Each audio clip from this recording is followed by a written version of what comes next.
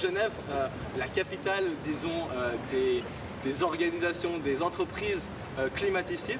Nous allons les diriger vers notre premier site. Crédit Agricole, hein, belle banque. Qui ont investi 4,577 millions dans les énergies fossiles entre 2015 et 2017. Voilà, Donc bravo. Donc non seulement ils foncent droit dans le mur, mais en plus ils accélèrent le pas, donc quand même un grand bravo. Je vous disais que notre visite, on était proche de lieux qui étaient très surveillés, très protégés, très menacés. On peut voir que c'est effectivement le cas. Donc on a vraiment des gens qui nous tournent autour pour préserver ces lieux. On est vraiment contents parce que c'est vrai que c'est des lieux qui sont menacés et nous on a envie de pouvoir continuer à les visiter. Donc vraiment remercions encore une fois les forces de l'ordre qui font si bien leur travail. C'est l'étape préférée en général des gens.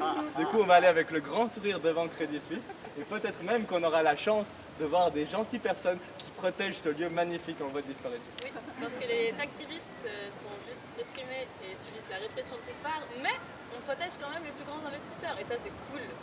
Et ça c'est vraiment des décisions étatiques chouettes. Enfin, on est ici tout proche de Crédit Suisse.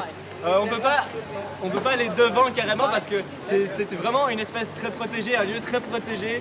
Alors contrairement à certaines banques qui investissent moins ces dernières années dans les énergies fossiles, en fait, le Crédit Suisse, il augmente lui ses engagements. Donc, comme je disais, il fait toujours mieux.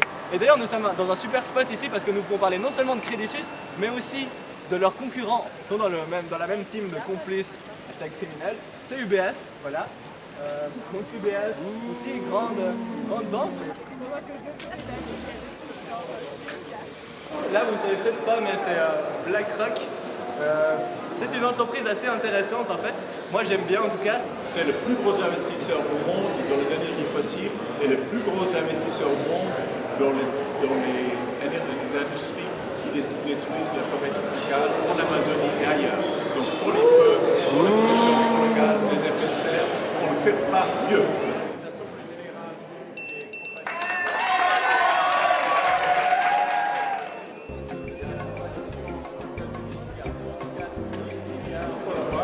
Monsieur Gennarelli, il va falloir quitter les lieux. Oui, tout à fait. On va poursuivre sur Arte.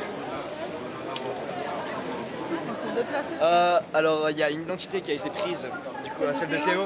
Mais leur argument c'est parce que c'est un endroit confiné, du coup on dérange le restaurant. On est ici devant JP Morgan.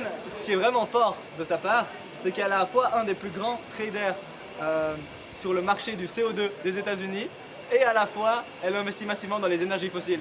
Ça veut dire qu'elle pollue et en même temps elle achète et elle commerce avec le droit de polluer. Ou investit dans les gens. Monsieur. Bon.